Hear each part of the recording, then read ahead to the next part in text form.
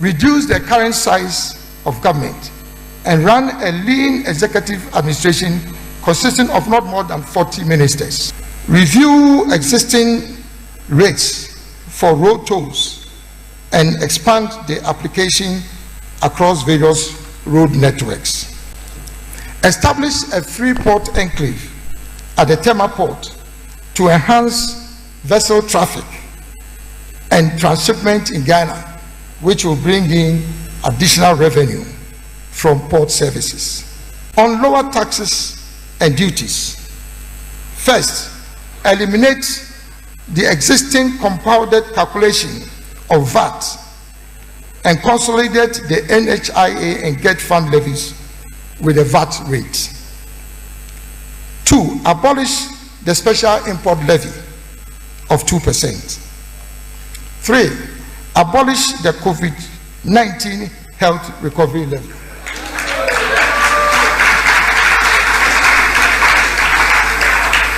4. Abolish the Ghana Health Service disinfection fee. How can we be collecting COVID fee and disinfection fee in 2024? Abolish all taxes and other charges on the importation of spare parts within a period of 2 years after the establishment of the government of national unity.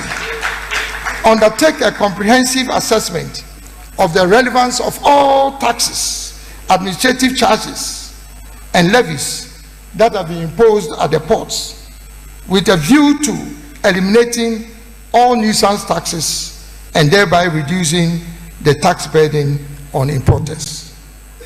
The above policy prescriptions will make Ghana have the lowest tax rate regime in the whole of ECOWAS sub-region within a period of 3 years. On a stable currency, on this issue of stable currency, review the operations of foreign exchange bureaus with a view to eliminating speculative and unauthorized trading of forex. Enforce existing regulations on the repatriation of foreign exchange proceeds from exports. I'm sure you realize that there are regulations for the repatriation of proceeds from exports, and yet nobody respects the regulations. Review and strengthen existing legislation to limit the use of foreign currency in domestic commercial transactions, particularly in the services sector. Everybody wants to charge dollars. And meanwhile, that is not your currency. And if you are charging dollars for every activity, how do you hope to stabilize your currency? There are countries, even in Africa, where not under any circumstances will they accept dollars or any other foreign currency to pay for services. Increase the supply of foreign exchange in the economy by actively promoting exports and also reducing imports through import substitution by providing incentives to the private sector. How many times have you heard a Ghanaian head of state talk about exports? But alas, if you want to stabilize your currency, that is the only solution. Because it is only when you have a consistent and substantial flow of current currency that is chasing the dollar that you can stabilize your local currency. These policy prescriptions will lead to a significant reduction in the depreciation of the cedi, and stabilize our cedi, our local currency, within a period maximum of 1 year. On low inflation, fix the foreign exchange rate for the importation of strategic commodities such as petroleum and essential medicines below the prevailing foreign exchange market rate as a second forex window, as a short-term policy measure in order to reduce the pass-through effects of the depreciation of the local currency on strategic commodity prices. As a country, we have no choice but to import petroleum products until we start adding value to our oil and gas resources. If your cedi is depreciating and you allow the exchange rate, the depreciating rate, to influence the price of petroleum products, then obviously the prices of all goods, because of the multiply effect of petroleum, would always be on the rise. So you have to ring fence the depreciation of the cedi in respect of products that are of a strategic nature, and you have no choice to import them.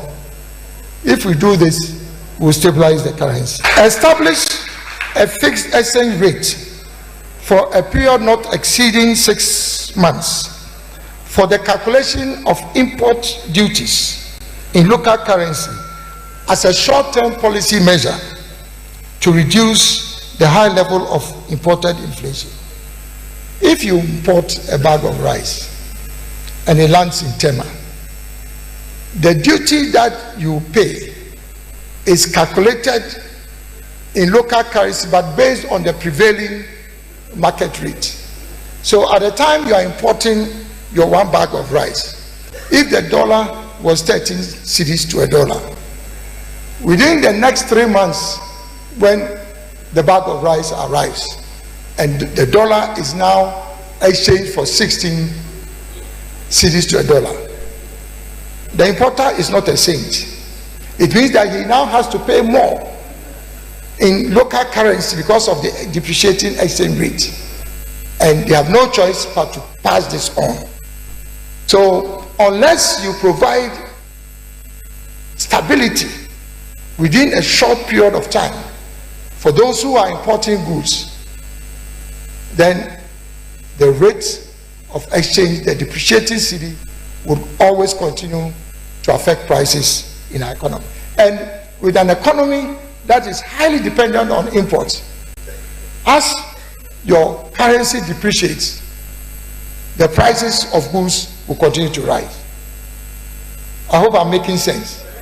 The two go together. This is not magic. Then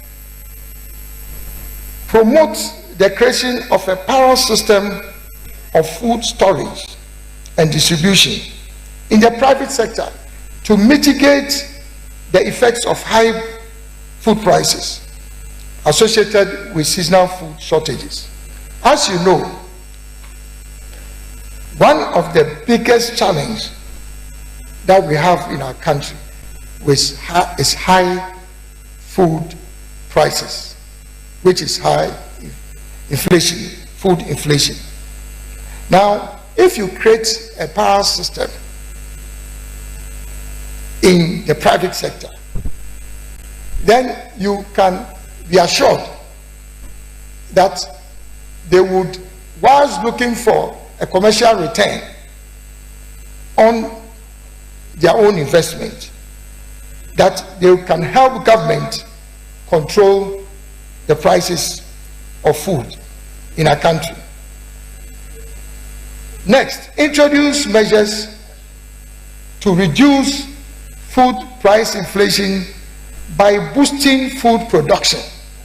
If you increase food production, this is basic economics. If you increase food production, then the unit prices of goods, food prices will come down. And that will help you also to reduce food inflation. But it's not just about increasing food production. You must also reduce the cost along the food supply chain. Transport costs, storage costs, preservation costs. So unless we have policy solutions that are addressing these costs, food inflation would always be high, and the general level of inflation would also be high. On interest rates, I think it was one of my alliance colleagues who said that you cannot borrow at 45% and compete with countries in ECOWAS who are borrowing at 6%. It's not. So the level of interest rates would determine whether our companies are competitive or not.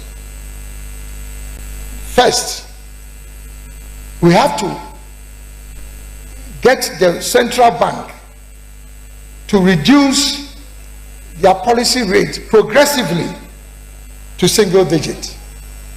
As you know, the Bank of Ghana has their own interest rate, which is the policy rate.